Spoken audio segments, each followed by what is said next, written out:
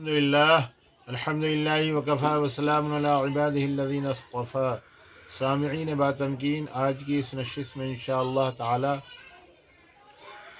लफ्ज़ अघन, अगरदत्ता, अगड़ बगड़ और लफ्ज़ कमरा की असल साख्त और बाफ्त बयान की जाएगी। लफ्ज़ कमरा, जिसको अंग्रेज़ी में रूम कहते हैं, वो इसकी असल और साख्त पर आप गौर कीजिए तो पता लगेगा कि जिन हजरात ने ज़बान बनाई, ज़बान साज कितने कैसी कैसी गूनागूं मालूमात और गूनागूं फ़नून के हामिल थे, मुख्तलिफ़ किस्म के उलूम के हामिल थे। इल्म हंदसा, जिसको सिविल इंजीनियरिंग कहते हैं, सिविल इंजीनियरिंग को उर्दू में इल्म हंदसा कहते हैं, वो उसकी जलवा नुमाई लफ्ज़ कमरा में आपको पूरे तौर पर होगी और उसका अक्स मुकम्मल तौर पर आपको नज़र आएगा। तशरीह आप बगौर मुलाहिज़ा फरमाएँ। कमरे में 4 हर्फ हैं, काफ, मीम, रा और हा।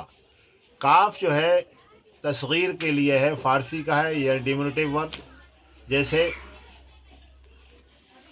अचानक लफ्ज़ काफ है इसमें।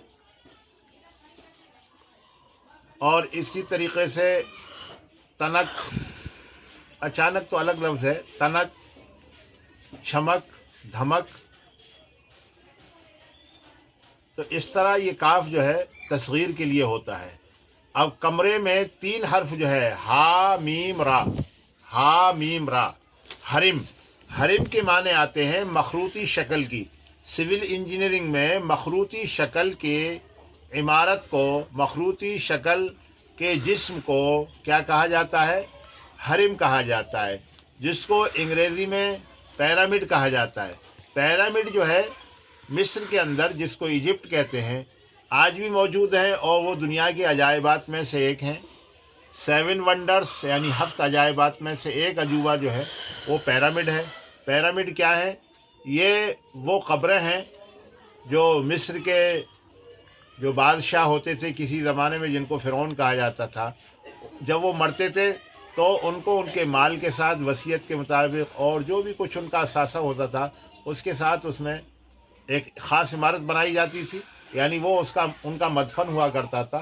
और उसमें जो है ना उनकी लाश को रख दिया जाता था और उसमें ख़ास तौर से मसाला इस्तेमाल किया जाता था उस लाश के अंदर, केमिकल्स, जिससे वो ख़राब नहीं होती थी। बहरहाल उनकी लाश को उसके अंदर रख दिया जाता था, जो ममीज़ होती थी, जिनको ममीज़ बोलते हैं। बहरहाल उसको जो है हरिम बोलते हैं। लफ्ज़ हरिम जो है असल है कमरे की, हा मीम रा, यानी ये लफ्ज़ है हा मीम रा। हरमिक यानी छोटा सा। एटिमोलॉजिकल मीनिंग, असली तर्जुमा हुआ मखरूती शक्ल की छोटी सी इमारत। कमरे का तर्जुमा क्या है? मखरूती शक्ल की छोटी सी इमारत। मीम रा हा हरिम हो गया, जिसके माने बूढ़े की भी आते हैं। हदीस में भी ये लफ्ज़ आया है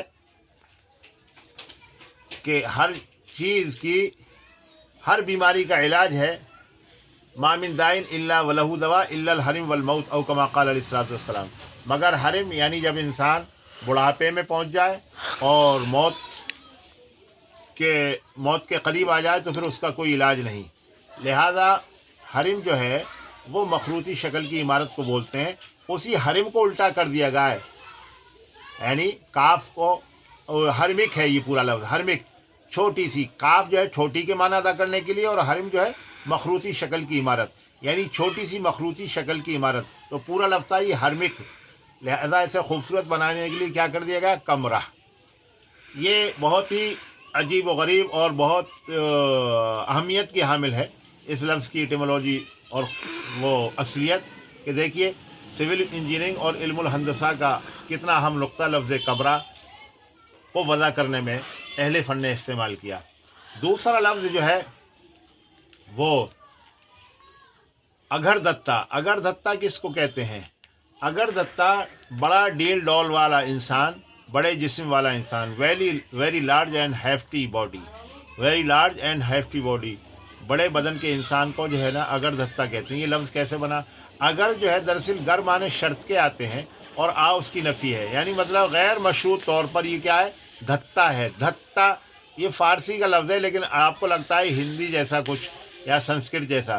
دراصل دہ جو ہے فارسی میں 10 کو بولتے ہیں، اور تا مانے عدد کے آتے ہیں، جیسے 2 تا، 6 تا، 4 تا، 4 عدد، 2 عدد، 3 عدد.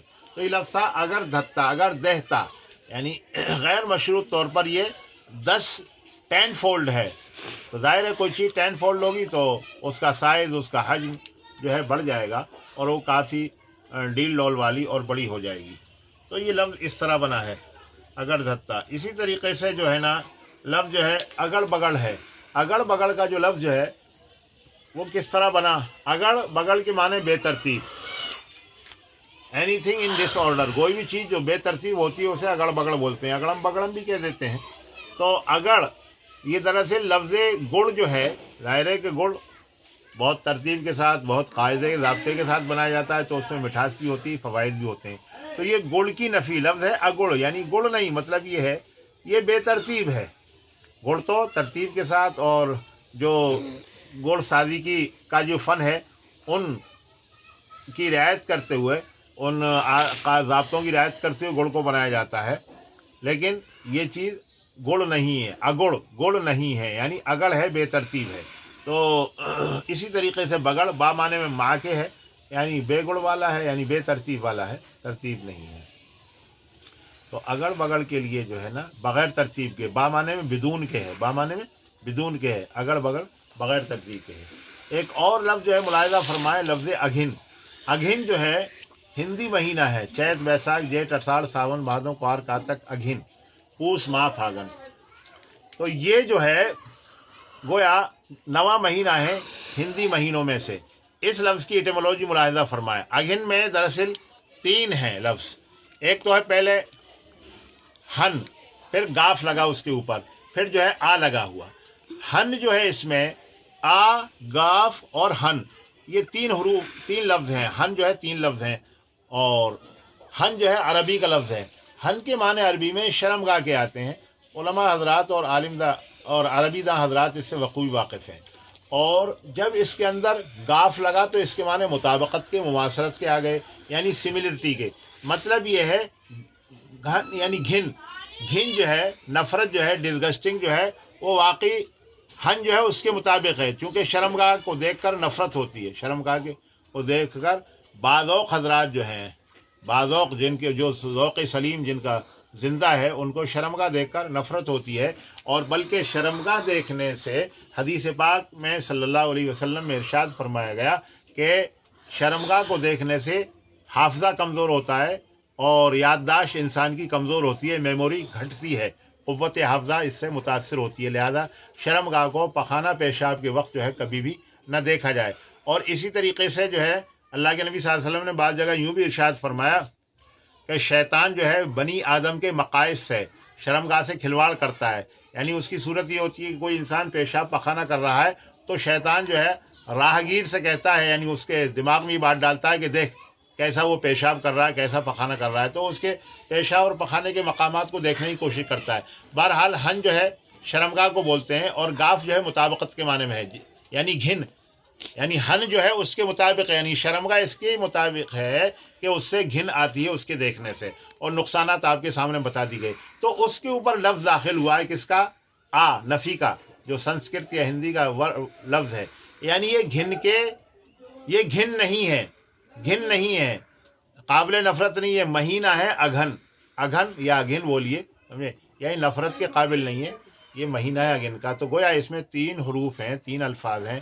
ایک تو ہن ہے عربی کا، اور گاف جو ہے گان سے فارسی کا لیا گیا، اور الف جو ہے اس میں نفی کا، ہندی یا سنسکرت کا کہہ لیجئے، وہ اس میں داخل ہوا ہے. تو اس طرح یہ لفظ ہندی کے 9ویں مہینے کا وجود میں آیا، اگھن.